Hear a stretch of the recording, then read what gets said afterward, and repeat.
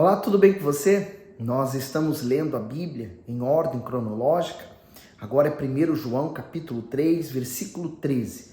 Se você tem a Bíblia, você pode conferir através da sua. Se você tem, como eu, digital, pode entrar na sua digital ou conferir comigo, porque eu vou pôr aqui também na tela, tá bom? Bom, se você gosta desse conteúdo, dá o seu gosto, vai estar nos ajudando a fazer com que esse vídeo possa circular mais aqui no YouTube. E, claro, partilhe com outras pessoas, tá bom? Vamos orar? Senhor Deus, o Senhor é o Deus de todo o universo, Criador de todas as coisas. O Senhor inspirou o teu servo, apóstolo João, a escrever esse livro e hoje nós temos o privilégio de ler. Por isso, fala conosco, abençoa essa pessoa nas suas imensas necessidades, que o Senhor vá de encontro a elas e que tudo que ela tem pedido a Ti seja realizado, que assim seja. Amém. Então, 1 João, capítulo 3, versículo 13. Meus irmãos, não vos maravilheis se o mundo vos odeia. Nós sabemos que passamos da morte para a vida porque amamos os irmãos. Quem não ama a seu irmão permanece na morte. Então, todos aqueles que nasceram de novo, quer dizer, morreram para esse mundo, então renasceram para Deus, ele tem o amor pelo seu próximo, seja o próximo, da família, seja o próximo amigo, aqueles que estão próximo do seu trabalho, na sua escola, vizinhos, amigos, ou mesmo aqueles distantes a quem você não conhece, mas que você quer salvá-los, dizer a eles que Jesus pode salvá-los. Então, esse amor, é o amor de Deus em nós que nos faz querer compartilhar. Então, nós temos que desconfiar quando uma pessoa diz ser cristã, mas ela não sente impulsos, vontades de querer evangelizar outros. Ela simplesmente vive a vida dela de uma forma muito egoísta. Tem alguma coisa de errado. 15. Qualquer que odeia a seu irmão é homicida. E vós sabeis que nenhum homicida tem a vida eterna permanecendo nele. Comentário: homicida. O ensinamento de João é baseado nas palavras do Senhor Jesus, que disse que a maldade é concebida a partir da sua intenção no coração. Portanto, o pecado é avaliado por Deus pela disposição e pela intenção do homem em cometê-lo, e não somente pelo ato em si. Muitos não matam fisicamente, mas no seu coração despedaçam seu próximo com a raiva e com o desejo de vingança. Em dias de tanta injustiça, intolerância, discriminação e preconceito de todo tipo, atentar para esse tipo é de fundamental importância para a salvação. Um tema muito difícil, Porque nós vivemos em sociedade. E é impossível que alguém não venha te frustrar, machucar, ferir, e o seu coração, por ser naturalmente humano, você não querer guardar uma mágoa, um ódio. E veja o poder do ódio dentro do coração, Ele transforma a pessoa que carrega o ódio em homicida, quer dizer, ela não matou, mas espiritualmente é considerado isso. 16. Conhecemos o amor nisto, que ele deu a sua vida por nós, e nós devemos dar a vida pelos irmãos. Então, da mesma forma como o Senhor Jesus serviu, agora nós também servimos ao nosso próximo. Porque, entenda uma coisa, quando nós nascemos de Deus, Ele nos dá o poder de sermos feitos filhos de Deus. Se somos filhos, nós somos como o Senhor Jesus na terra. O que o Senhor Jesus fez? Em todo momento, várias vezes, ele dizia: eu não vim fazer minha vontade, mas a vontade daquele que me enviou. Então, o nascido de Deus, aqui na terra, ele tem uma função: fazer a vontade de Deus e agradar a Deus. E o que agrada a Deus? É ganhar almas. Então, esse é o maior objetivo do salvo. 17. Quem, pois, tiver bens do mundo e vendo seu irmão necessitado, lhe cerrar as suas entranhas, como reside nele o amor de Deus? Meus filhinhos, não amemos de palavras, nem de língua, mas em obra e em verdade. E nisto conhecemos que somos da verdade, e diante dele estaremos seguros em nossos corações. Porque se o nosso coração nos condena, maior é Deus do que o nosso coração e conhece todas as coisas. O comentário diz assim: se o nosso coração nos condena, quando alguém finge ter amor, fé, simpatia ou qualquer tipo de virtude, imediatamente seu interior depõe contra si.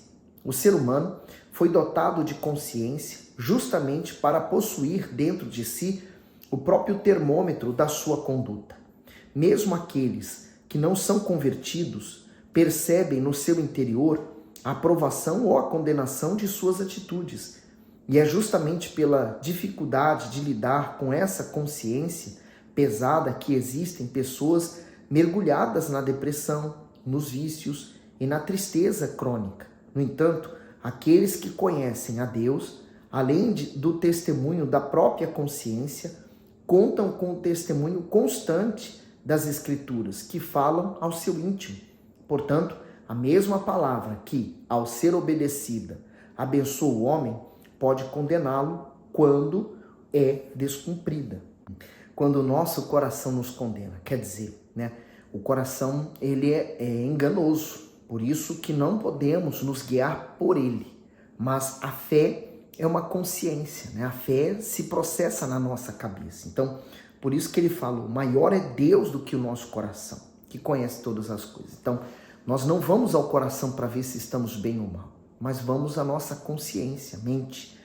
No 21, amados, se o nosso coração não nos condena, temos confiança para com Deus. E qualquer coisa que lhe pedirmos, dele a receberemos, porque guardamos os seus mandamentos e fazemos o que é agradável à sua vista. Então, quando nós temos um coração limpo, uma mente, a mente de Cristo em nós, se nós temos uma consciência lavada e espelhada pela palavra de Deus, olha que maravilha, e qualquer coisa que lhe pedirmos, dele receberemos.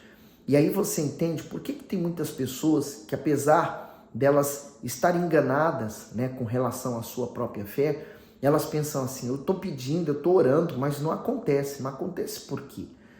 Há uma razão. E aqui está a razão do porquê que a vida daquela pessoa não está mudando, ou não está acontecendo, ou os pedidos não estão vindo. Primeiro, há duas razões, Ou porque ela está vivendo na injustiça, e Deus não tem como resolver aquela questão enquanto ela está longe de Deus. E segundo caso, não faz parte da vontade de Deus dar, e Deus sabe o momento certo para nos dar. Então, assim como o pai, ele cuida dos seus filhos e sabe o momento certo de dar e não dar para os seus filhos o que ele está pedindo, assim também conosco. Então, quem vive a vontade de Deus está despreocupado, está tranquilo. 23. E o seu mandamento é este, que creiamos no nome de seu Filho Jesus Cristo e nos amemos uns aos outros, segundo nos deu o mandamento. E aquele que guarda os seus mandamentos, nele está e ele nele. E nisto conhecemos que ele está em nós, pelo Espírito que nos tem dado.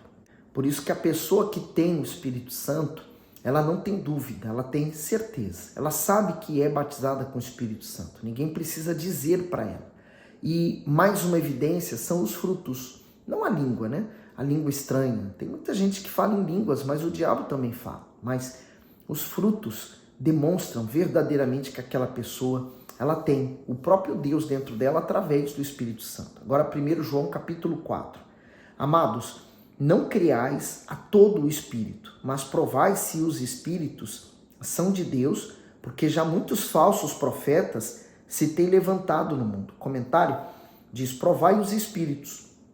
Somos ordenados pela palavra a não sermos inocentes, a ponto de acreditarmos que todas as pessoas que se dizem de Deus são realmente dele. Provar os Espíritos significa verificar se o testemunho professado é verdadeiro e se aquela pessoa age pelo Espírito Santo ou pela sua carne. O problema dos falsos pregadores não ficou restrito ao passado, muito pelo contrário. Vivemos a época de maior atuação dos espíritos enganadores. O perfeito instrumento divino para destacar se alguém age mediante a vontade de Deus ou não são as Escrituras. Basta verificar se essa pessoa pratica suas instruções e as ensina com temor e sem nenhuma deturpação. ele manda nos provar os espíritos, quer dizer, olhar para a pessoa, avaliar os frutos que ela tem, né? O Senhor Jesus falou que pelos frutos se conhece a árvore. Então, assim também, por exemplo, você quer saber se aquele homem de Deus, ele realmente é um homem de Deus? Veja como ele cuida da esposa, né? Porque é a primeira ovelha dele. Veja como ele cuida da igreja, porque assim como ele cuida da igreja, é o respeito, é o carinho, é o amor que ele tem por Deus.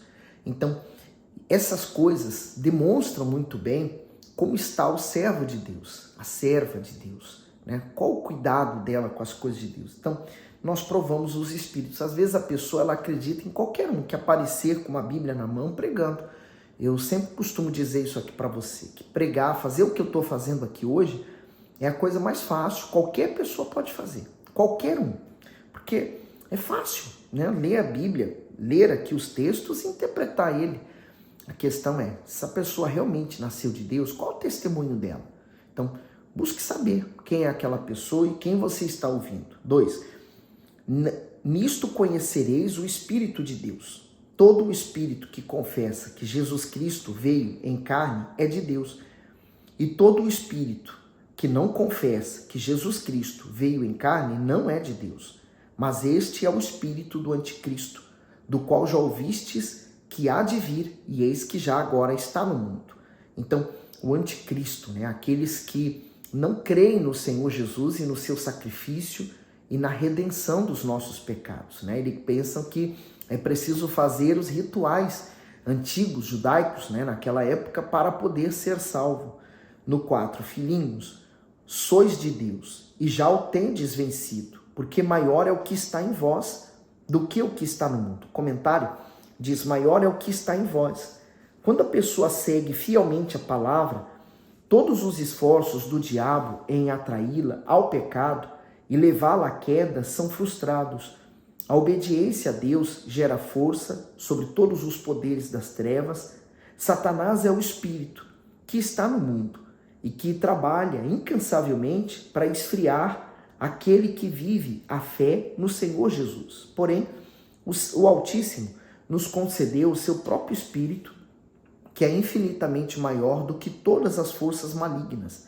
Se no Antigo Testamento, o Todo-Poderoso andava com seu povo por meio da coluna de nuvem de fogo, hoje, na Nova Aliança, ele está em nós. Portanto, esse poder é extraordinariamente maior que o do passado, para repelir qualquer inimigo e concretizar as maiores, excelentes vitórias. Portanto, se nós vencemos, né? Vencemos a nossa velha natureza, vencemos logo também o diabo, nascemos de novo, recebemos uma nova natureza, né? Agora espiritual. Então ele falou, maior é o que está em vós. Não sou eu, mas é o que está em mim, que é o Espírito Santo, do que o Espírito que tem agido nesse mundo. Então, quando nós estamos em Jesus, nós temos o Espírito dele. E o Espírito dele é maior do que o Espírito que domina, né, que age nesse mundo. E ele fala no 5, do mundo são, por isso falam do mundo, e o mundo os ouve. Nós somos de Deus. Aquele que conhece a Deus, ouve-nos. Aquele que não é de Deus, não nos ouve. Nisto conhecemos nós o Espírito da verdade e o Espírito do erro. Então, quando a pessoa ela tem prazer nas coisas espirituais, né? Na reunião em que ela vai, na busca ao Espírito Santo, no momento da palavra, ela se concentra em ouvir aquela palavra, porque ela sabe que é um alimento para a alma dela. Então, em casa, ela dedica tempo para ler a Bíblia, a oração, a comunhão dela com Deus, os momentos em que ela tira para o devocional dela com Deus. Então, ela está ouvindo a Deus, mas há aqueles que não nasceram de Deus e tudo isso é um enfado, né? Ela não consegue entender como que as pessoas conseguem dedicar esse tempo para Deus. Elas simplesmente ignoram isso. 7. Amados, amemo-nos uns aos outros, porque o amor é de Deus. E qualquer que ama é nascido de Deus e conhece a Deus. Aquele que não ama não conhece a Deus, porque Deus é amor. Então, aqui está, Deus é a essência. Deus não tem amor, ele é. Então, quando nós temos a Cristo, né, o Senhor Jesus dentro de nós, através do Espírito Santo, nós temos o amor verdadeiro. No 9, nisto se manifestou o amor de Deus para conosco, que Deus enviou seu Filho unigênito ao mundo, para que por ele vivamos. Nisto está o amor, não em que nós tenhamos amado a Deus, mas que ele nos amou a nós e enviou seu Filho para a propiciação pelos nossos pecados. Então, mesmo sem nós merecermos, a morte do Senhor Jesus, a entrega dele, o amor dele por nós, mas ainda assim ele se entregou. Então isso se chama graça, a graça de Deus, que nos alcança mesmo quando não temos nenhum mérito a esse respeito. 11. Amados, se Deus assim nos amou, também nós devemos amar uns aos outros. Ninguém jamais viu a Deus. Se nós amamos uns aos outros, Deus está em nós, e em nós é perfeito o seu amor. Veja que o apóstolo João, ele bate muito nessa tecla do amor ao próximo, É visto o amor de Deus em nós quando amamos o nosso próximo.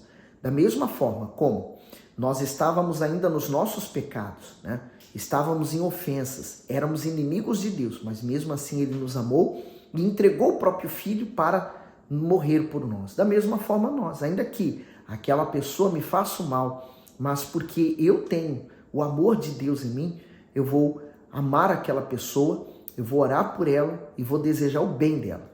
E vou querer salvá-la também. E quando falo amor, às vezes a pessoa confunde o amor, a pessoa querer desejar estar com aquela pessoa, estar andando com ela, viver. Não.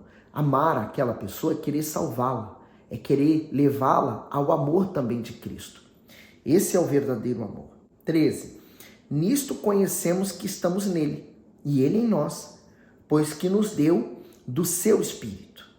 E vimos e testificamos que o Pai enviou o seu Filho para salvar do mundo.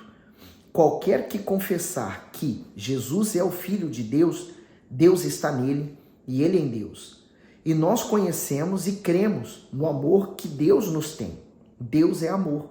E quem está em amor está em Deus e Deus nele. Nisto é perfeito o amor para conosco, para que no dia do juízo tenhamos confiança. Porque qual ele é, somos nós também neste mundo. No amor não há temor, antes o perfeito amor lança fora o temor, porque o temor tem consigo a pena, e o que teme não é perfeito em amor. O comentário do 17 e 18, no dia do juízo tenhamos confiança. Quem de fato ama o Altíssimo é inspirado a ter temor e respeito por ele e não medo. O Filho de Deus, por ser participante do seu Espírito, traz dentro de si o perdão e a justificação divina. Por isso não vive angustiado nem apreensivo com o juízo do Senhor. Esse tormento só sente aquele que não obedece à palavra, pois sua alma tem consciência do seu destino eterno. E daqui nós podemos entender o porquê da depressão, a tristeza do século, A dor da alma, a tristeza da alma, a alma enferma, ela sabe que está morrendo dia após dia e que o futuro que lhe resta é o inferno. Então, há o tormento, a dor, por exemplo, a pessoa que ela está sendo dominada por um espírito imundo, esse espírito vai dominar justamente na alma dela. Então, ele oprime a alma, por isso que a pessoa sente um peso, uma opressão, uma depressão, porque aquele espírito está nela oprimindo, deprimindo, angustiando, Então, essa é a ação do mal. Quando nós somos libertos pelo Espírito Santo, então aquela obra, aquele espírito sai e nós sentimos um alívio muito grande. Esse alívio vem como se fosse Deus trazendo um refrigério para a nossa alma. Então a nossa alma é como se ela fosse sustentada pelas mãos de Deus. Nós sentimos paz. E aí ele diz, o amor para conosco, o amor que não tem medo, o amor perfeito que lança fora o medo, o medo de perder, o medo de morrer, o medo de estar nessa vida, mas nós temos um prazer. Por exemplo, na morte, quando a pessoa está salva, ela sabe qual o destino da alma dela, então ela está tranquila. Aí, para terminarmos esse capítulo 19, nós o amamos porque ele nos amou primeiro. Se alguém diz, eu amo a Deus e odeia a seu irmão, é mentiroso. Pois quem não ama a seu irmão, ao qual viu, como pode amar a Deus a quem não viu? E dele temos este mandamento, que quem ama a Deus, ame também a seu irmão. Me fez lembrar do que o Senhor Jesus falou sobre aqueles religiosos, né? Que eles adoravam a Deus, mas só de boca, o coração deles estava longe de Deus. Então, a mesma coisa se passa com esse último versículo, né? A pessoa diz, eu amo a Deus, mas ela olha para aquela pessoa que feriu. Talvez ela tenha todas as razões de carregar aquela mágoa, que ela foi ferida, ela foi machucada, mas qual a razão que nós temos de querer o perdão de Deus, que também o ferimos, se eu não consigo perdoar quem eu vejo, né? Então, como eu posso falar que amo a Deus que não vejo e falar odeio meu irmão que eu estou vendo, eu não consigo amá-lo. Então, o amor de Deus não está em nós. Cuidado, né? Se volte para Deus. E se você tem algum problema como esse, né, que não consegue perdoar aquela pessoa, é natural. A nossa natureza humana não consegue perdoar, é impossível. Por isso que essa é uma obra da salvação, é uma obra da redenção, é uma obra do Espírito. Então, conforme você vai se entregando para Deus, conforme a palavra de Deus vai entrando em você, conforme você vai descobrindo o amor de Deus, naturalmente, esse ódio vai dar lugar ao amor de Cristo. E aí, o que vai acontecer naturalmente? Exatamente, você vai conseguir perdoar. Mas isso é um processo. Para uns demoram mais, para outros menos. Tudo depende da sua entrega. Se entregue para Deus e você vai ver isso acontecer, tá bom? Que Deus abençoe e até o próximo vídeo.